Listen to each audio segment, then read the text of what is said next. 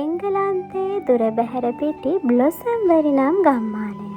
ඒ ගම්මානයේ හැම උදෑසනක්ම අපූරු හැඟීමක් දනවනවා. ජනේලයෙන් ලැබෙන රන්වන් හිරු කිරණ මුළු ගම්මානය පුරාම පැතිරිලා යනවා.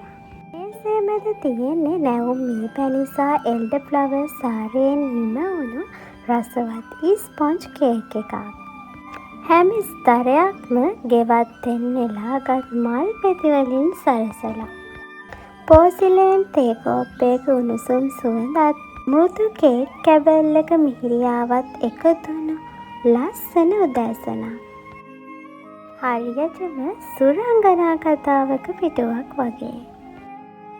කඩිමුඩියෙන් තොර මේ වගේ සංසුන් ලෝකයක අතරමං වෙන්න ඔයාලත් කැමතිද?